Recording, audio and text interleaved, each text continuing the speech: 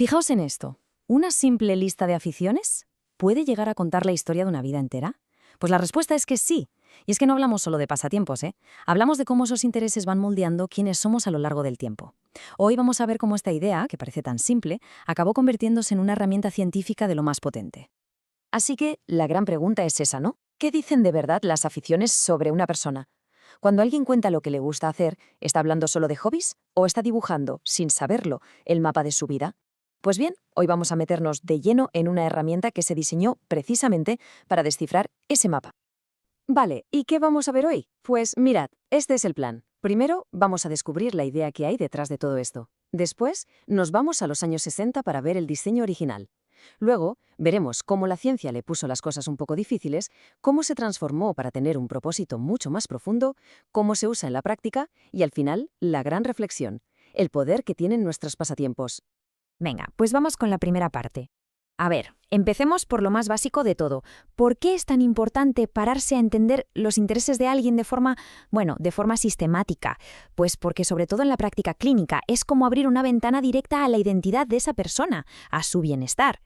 Y esto, claro, nos transporta directamente a los años 60, a la visión de una persona, J. Matsusuyu, que se dio cuenta de esto y dijo: oye, necesitamos una forma estructurada, un método para recopilar datos sobre los patronos de interés de la gente, y no por curiosidad, sino para poder usarlos de verdad en la práctica clínica. Y de ahí nació lo que se conoce como el listado de intereses.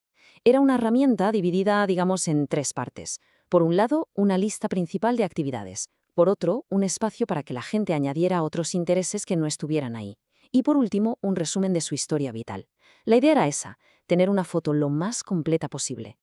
Y ojo, que no era una lista pequeña, ¿eh? Hablamos de 80 actividades. Y aquí viene un detalle súper interesante y que es clave para lo que veremos después. Se diseñó pensando en un público muy concreto, la población urbana de clase media. Y claro, esto ya de entrada nos da una pista sobre sus limitaciones. Claro, con 80 ítems había que poner un poco de orden, así que Matsusuyu los agrupó en estas 5 categorías que la verdad a primera vista parecen de lo más lógicas e intuitivas. Teníamos deportes, recreación social, destrezas manuales, en fin, estas que vemos. El objetivo era simple: crear un perfil claro, organizado de los intereses de cada uno. Parecía un sistema perfecto, ¿a que sí? Pues aquí es justo donde la cosa se empieza a complicar. Y con esto entramos en la tercera sección, que es un verdadero punto de inflexión en esta historia. Porque claro, cualquier herramienta que se precie, sobre todo en ciencia, tiene que pasar un examen, un escrutinio riguroso. Y eso es, ni más ni menos, lo que le pasó a este listado.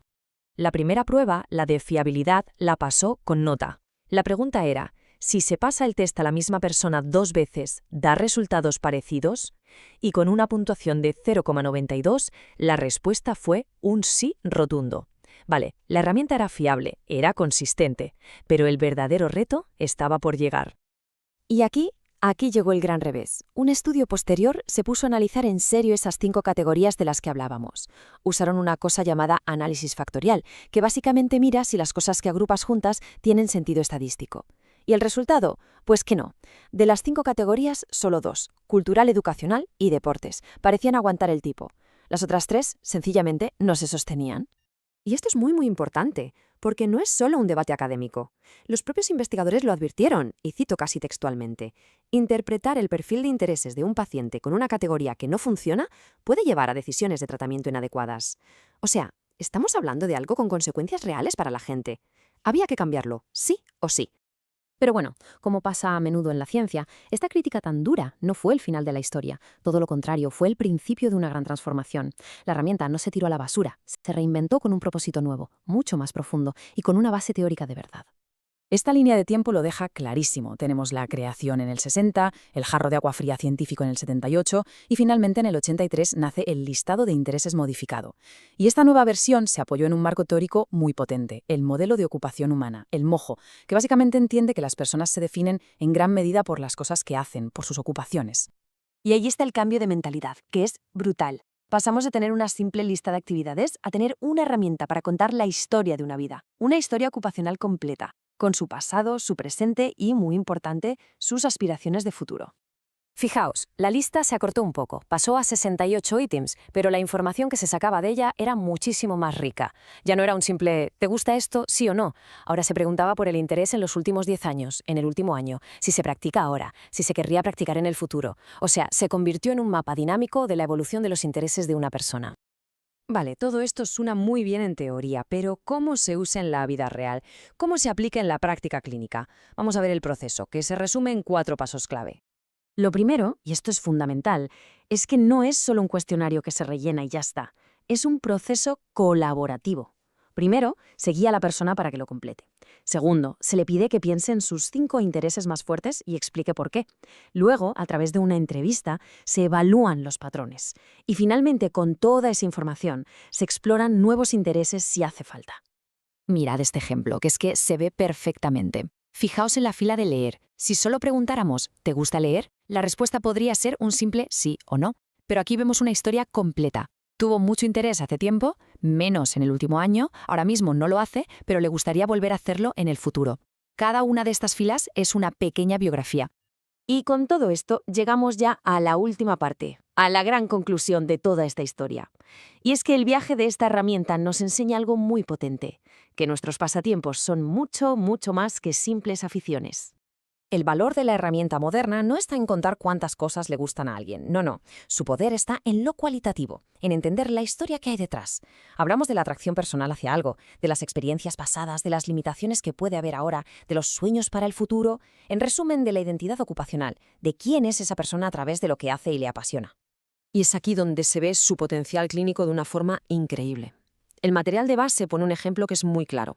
Imaginemos a una persona cuyo rol principal es ser ama de casa, pero que al hacer el listado muestra muy poco o ningún interés en las actividades de la vida diaria. Ojo, esto no es un juicio de valor, es un dato objetivo que puede estar señalando un conflicto muy importante entre su rol en la vida y sus intereses reales. Y eso, claro, es algo fundamental que hay que explorar. Así que, para resumir todo lo que hemos visto, ¿con qué nos quedamos? Pues con 4 ideas clave. Primero, que los intereses son una ventana a nuestra identidad. Segundo, que la ciencia es absolutamente necesaria para pulir y validar las herramientas que usamos. Tercero, que una buena herramienta no solo mira al presente, sino que cuenta la historia del pasado, presente y futuro. Y cuarto, y quizá lo más importante, que alinear nuestros roles con nuestras pasiones es clave para la satisfacción personal. Y para cerrar, una última reflexión. Pensemos en esto. Si le pasáramos este listado a una persona, a cualquier persona, ¿qué historia nos contaría? ¿Qué patrones saldrían a la luz? ¿Qué conflictos y qué sueños? En definitiva, ¿qué nos revelaría sobre la persona que ha sido, la que es ahora y, sobre todo, la que podría llegar a ser?